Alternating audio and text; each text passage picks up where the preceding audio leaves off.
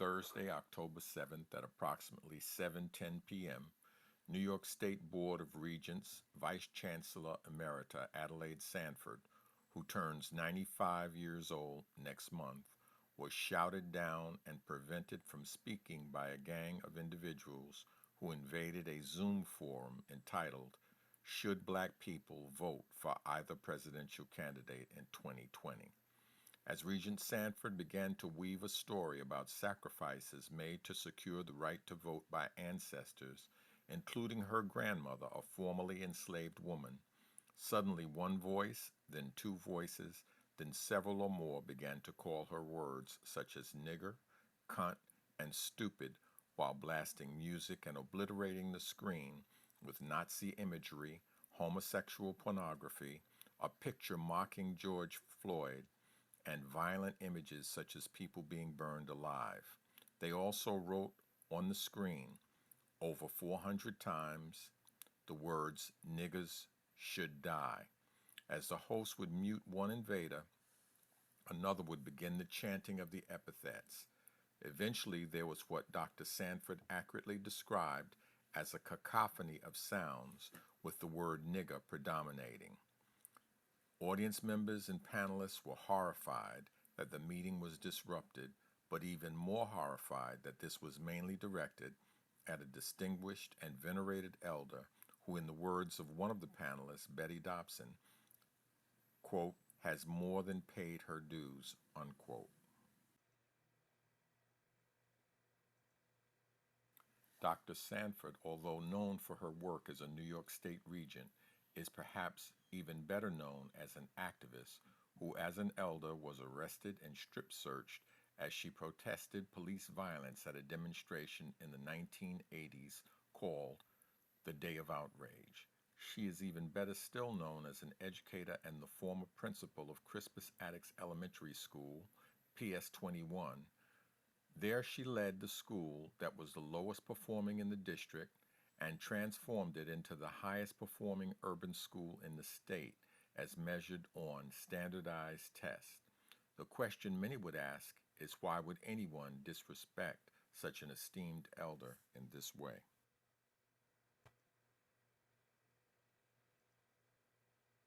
One of the panelists, Omowale Clay, said that this activity to crash Zoom forums and meetings is called a Zoom bomb and is alleged to be in part caused by faulty internet security on the part of Zoom.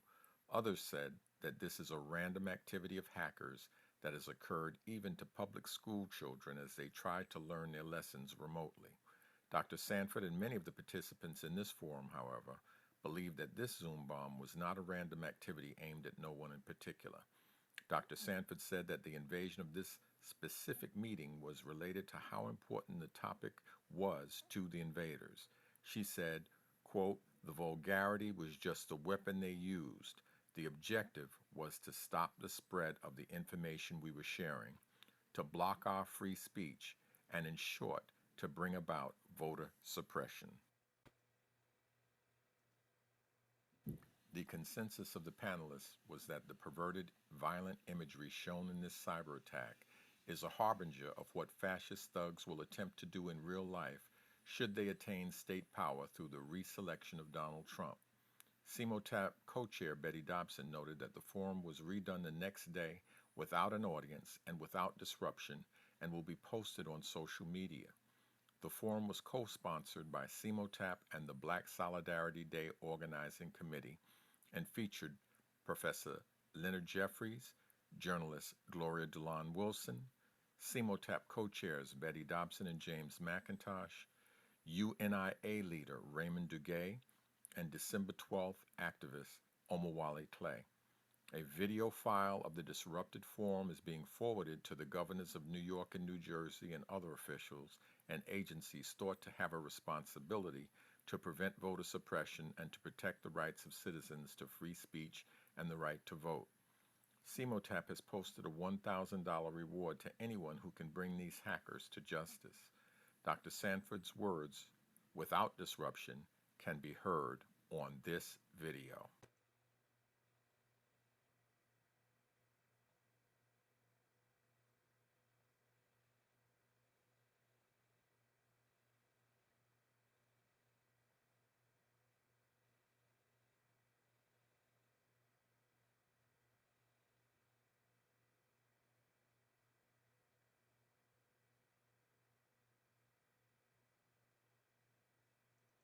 fine, good. And I've started already, so whenever you're ready, it's good. I'm ready. Okay. Thank you. As we approach November 3rd, there is a panoply of thoughts that need our concentration. This opportunity to vote on November 3rd is a requirement. It's bought at a price of blood, weary feet, suffused with disappointments. It's a debt that we owe to our ancestors who had courage that outweighed fear. It's so easy now to contemplate whether the weather will be suitable on November 3rd, whether it can be worked into your schedule of activities for the day. But I'd like to put on your heart some thoughts that I would like to permeate and determine how you respond to the debt that is owed for the heavy price that was paid. It's important that we understand first that it isn't just John Lewis and Amelia Boynton who were beaten on the Edmund Pettus Bridge. There were hundreds of others whose names we do not know. And we may feel that the effort to vote was a singular effort of a few people, but it was not. In the book by Gloria Brown-Marshall, The Voting Rights War, the NAACP, and the ongoing struggle for justice. So it was individuals, but it was also organizations like the NAACP who spent years and years and years at the feet of the Supreme Court in order for the voting rights issue to come to first place. But in that title, it also says the ongoing struggle for justice. Unless we think that because we have the right to vote, that justice has been done, we need to be reminded on that day, November 3rd, not only of what happened, but what's involved. The president, with all of the power that he has, sometimes we don't realize how much power it is. It's not just having formal meetings and ceremonial events and traveling to foreign countries, but it is also the president who nominates the person to go to the Supreme Court. And that must be heavily on our thinking, the imperative of having the right person as president, because the judges for the Supreme Court have lifetime appointments. They don't have to discuss which cases they will take. They decide on which cases to take. And if you have a conservative court, meaning a court made of people who have something to conserve, then you have the federal judges that are appointed in the states. Federal judges in the states are appointed by the president. The ambassadors to foreign countries are appointed by the president. Hundreds of positions are filled. This president has the right to send our children to war on foreign soil. They have, by executive order, brought into laws that have not been voted upon or discussed. They are simply executive orders. This president selects the running mate, who may, without a vote, become the president if the president becomes enabled or ever such eventualities.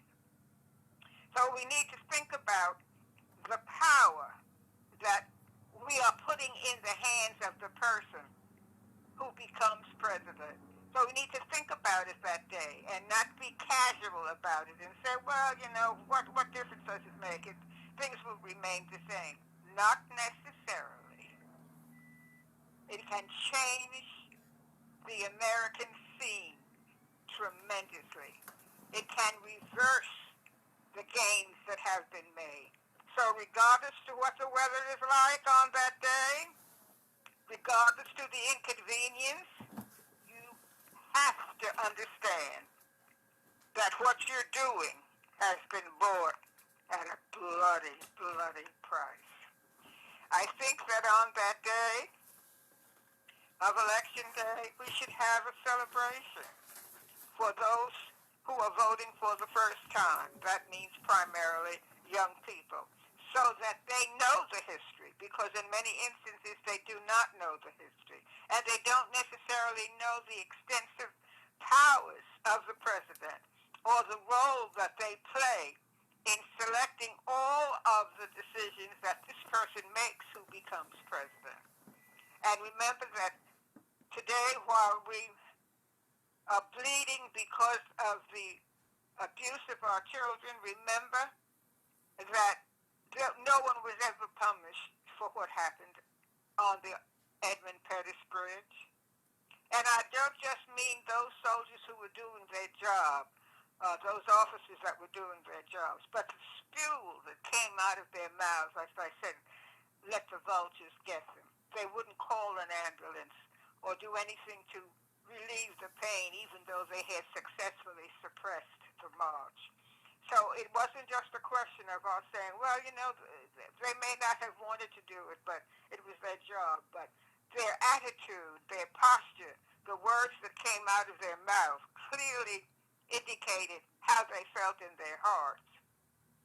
And I can recall the last time I was in Selma, which was for the 50th anniversary of Bloody Sunday. The Klan was giving out flyers about white supremacy. And I don't know that that's not being done at some places across the country at this time. But I don't know how far this message will reach. But as we look at it and look at what we're going to do after the election, I'd like to call your attention to the essential role of local elections, particularly those who are in jurisdiction over the areas where we live, but also the federal senators, because those senators are the ones who have to approve whatever nominations are made for the court or for other positions that the president may make. It is the Senate that does that, not the House of Representatives. Every state has 2 senators. In many instances, we're not always aware of who that senator is, who those 2 senators are, but it's very important that in the future we scrutinize the vote for the senators that represent your state in the federal government and have contact with them so that they know what your wishes are. Now, we may say our wish doesn't make a difference. It does. Your wish makes a difference, particularly if you make the person know that you do not just represent one person, but perhaps an organization of some kind, and that you are their constituent, whether you voted for them or not. If they're in the Senate, the federal Senate, they represent you for that state. So I think that we have to think about that, and also in the future in terms of the presidency, with all of the other concerns that we have about the politics, we want to look at the family life and education of the people who are going to be running for office. Because as we look back, we know that many instances they were not people who were culturally educated or culturally sensitive or even knowledgeable and didn't have the true history of America and what America had done and is doing and will do. So it is important that we keep the history alive after the election is over, and as we monitor what this president does and who he appoints and what positions, particularly in terms of ambassadorships to the continent of Africa. I remember that Shirley Temple was selected as an ambassador to Ghana, and I wondered what was her criteria, on what standard, and how many of us know who the ambassadors are in the continent of Africa, in the countries that have representation and ambassadors from the United States, and to the extent that we can exert pressure on our federal senators to scrutinize those people and to know what their qualifications are.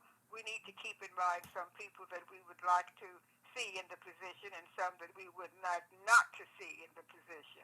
So these are some thoughts for us to ponder on November 3rd, the day of election, to have our celebrations, to tell the story of Bloody Sunday, to talk about the sacrifices that were made that are unrecorded, and that to be determined to vote regardless of any circumstances. They could not be in excess of what Bloody Mary was like. It would not be in excess of the tremendous toll that it took on the economic wealth of our people, because in many instances, the fact that they didn't have a job or didn't have sufficient Social Security coverage before it became available, or didn't have the ability to send their children to a college that taught liberation, the cost of it for us to be complacent. And as we look to the future, let's look to it, not just let it be happening. I hope that these few thoughts will permeate your thinking both on November 3rd and into the future. And as I recall, my grandmother, who was an enslaved person in this country, after freedom came, she had to pay a poll tax. Poll taxes were required. The requirement was that you be white and that you show a poll tax receipt. Well, of course, if you were black, there was no point in going to vote because you didn't have the right to vote at that time, but you had to pay that poll tax. How about some reimbursement on my federal taxes for the poll taxes my grandmother and her family paid over the years before they had the right to vote? So I have a lot to think about, and I'm sure you have, and you have many in excess of what I have said, but I am pleased to have shared my thoughts with you. Thank you so much. Thank you, Dr. Sanford, and I'll be speaking to you probably tomorrow. You stay strong. All right. All right. Well, certainly, Dr. Mack and family members. This is Dr. Len Jeffries, Nanak Putra Asman II of the Agogo Stool in Asante. I want to encourage us to continue to struggle together and come up with plans for African success and achievement. And certainly November the 4th, the election is so important for us to stand as a collectivity to say we want to control our destiny. We have to control our destiny. And as Frederick Douglass and others said, if there is no struggle, there is no progress. So we have to, even if we disagree on candidates, we have to agree on our ability to take control of our economics, politics, and our culture and put it into a system of growth and development. So the elections matter, and we can't just sit back. We have to continue to organize and reach the goals of African people to control their destiny, their economics, their politics, and certainly their culture, and systematize it into a form that can allow us to survive and function in this chaos. So get out to vote, even if you are reluctant. We can't just stand by and allow the systems around us to continue to devastate us without a reaction. And the votes matter, just as Black Lives Matter and Pan-African matter and African revolutionary activities matter. So continue, family, to do the work that's necessary, and certainly, as Dr. Clark left us, our mentor and the mentor of so many of us, Africans are at the crossroads, and there are African revolutionary traditions that we need to reaffirm and to coalesce into a powerful force to move African people not just in this country, but on the planet, to higher ground. And so I may not be able to be with you in the fullness that I'd like to be, but I want to leave a message that if there is no struggle, there is no progress. Those who profess the favorite freedom and deprecate agitation are men who want the crops without plowing up the ground. They want the rain without the thundering. They want the ocean without the awful roar of its many waters. And the struggle may be a moral one, it may be a political one. It may be an electoral one, but it must be a struggle. And forward ever, backward never. Thank you, Dr. J. Thank you. Dr. J, I'm not going to put you on the spot by asking you if they should vote for a specific candidate, but I'd like to know, do you think that our people should vote for Trump? Who? Donald Trump. Who? Thank you for your answer, Dr. J. We got it. Peace and blessings. Peace and power.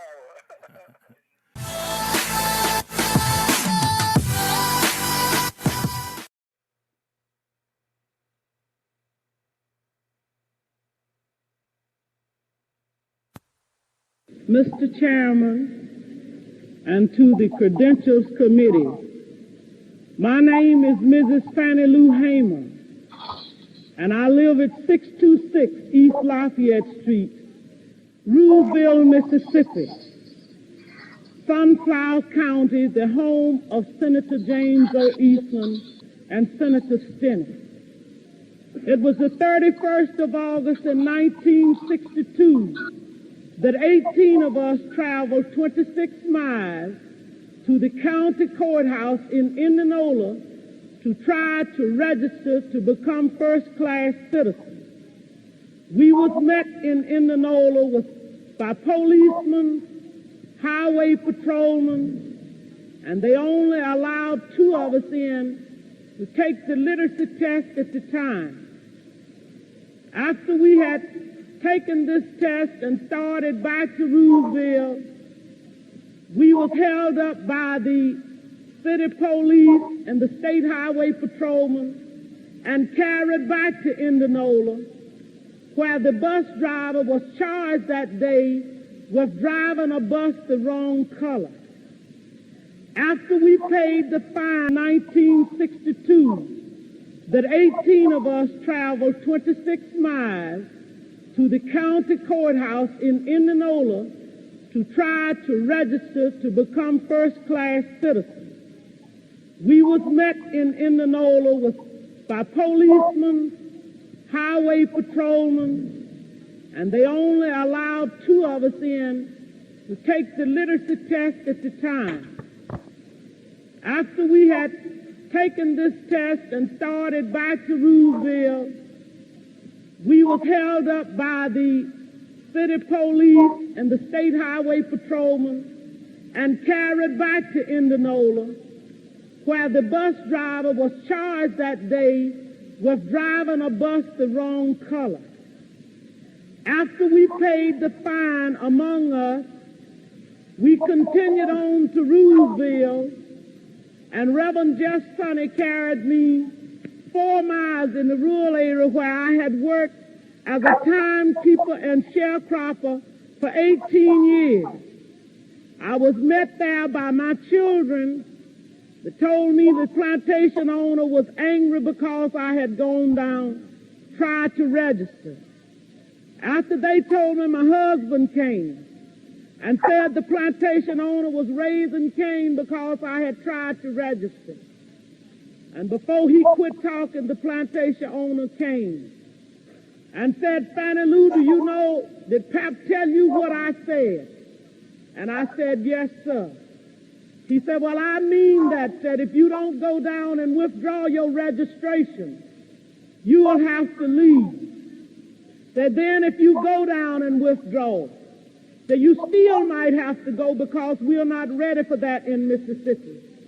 And I addressed him and told him that I didn't try to register for you. I tried to register for myself. I had to leave that same night. On the 10th of September, 1962, 16 bullets was fired into the home of Mr. and Mrs. Robert Tucker for me. That same night, 2 girls were shot in Rooseville, Mississippi. Also, Mr. Joe McDonald's house was shot in. In June the 9th, 1963, I had attended a voter registration workshop, was returning back to Mississippi. 10 of us was traveling by the Continental Trailway bus. When we got to Winona, Mississippi, which is Montgomery County, 4 of the people got off to use the washroom. And 2 of the people to use the restaurant. 2 of the people wanted to use the washroom. The 4 people that had gone in to use the restaurant was ordered out. During this time, I was on the bus. But when I looked through the window and saw they had rushed out, I got off of the bus to see what had happened. And one of the ladies said it was a state highway patrolman and a chief of police ordered us out. I got back on the bus, and one of the persons who had used the washroom got back on the bus too. As soon as I was seated on the bus, I saw when they began to get the 5 people in a highway patrolman's car. I stepped off of the bus to see what was happening, and somebody screamed from the car that the fire workers was in and said, "Get that one there." And when I went to get in the car, when the man told me I was under arrest, he kicked me. I was carried to the county jail and put in the booking room. They left some of the people in the booking room and began to place us in cells. I was placed in a cell with a young woman called Miss Vesta Simpson. After I was placed in the cell, I began to hear sounds of licks and screams. I could hear the sounds of licks and horrible screams. And I could hear somebody say, "Can you say yes, sir, nigger? Can you say yes, sir?" And they would say other horrible names. She would say, "Yes, I can say yes, sir." So, "Well, say it." She said, "I don't know you well enough." They beat her I don't know how long. And after a while, she began to pray and ask God to have mercy on those people. And it wasn't too long before 3 white men came to my cell. One of these men was a state highway patrolman. And he asked me where I was from. And I told him Rooseville. He said, "We are going to check this." And they left my cell, and it wasn't too long before they came back. He said, "You are from Rooseville, all right," and he used the curse word. And he said, "We're going to make you wish you was dead." I was carried out of that cell into another cell where they had 2 Negro prisoners. The state highway patrolman ordered the first Negro to take the blackjack. The first Negro prisoner ordered me, by orders from the state highway patrolman, for me to lay down on a bunk bed on my face. And I laid on my face. The first Negro began to beat. And I was beat by the first Negro until he was exhausted. I was holding my hands behind me at that time on my left side because I suffered from polio when I was 6 years old. After the first Negro had beat until he was exhausted, the state highway patrolman ordered the second Negro to take the blackjack. The second Negro began to beat, and I began to work my feet. And the state highway patrolman ordered the first Negro had beat to sit on my feet, to keep me from working my feet. I began to scream, and one white man got up and began to beat me in my head and tell me to hush. One white man, my dress had worked up high. He walked over and pulled my dress. I pulled my dress down, and he pulled my dress back up. I was in jail when Medgar Evers was murdered. All of this is on account of we want to register to become first-class citizens. And if the Freedom Democratic Party is not seated now, I question America. Is this America, the land of the free and the home of the brave, where we have to sleep with our telephones off of the hook because our lives be threatened daily, because we want to live as decent human beings in America? Thank you.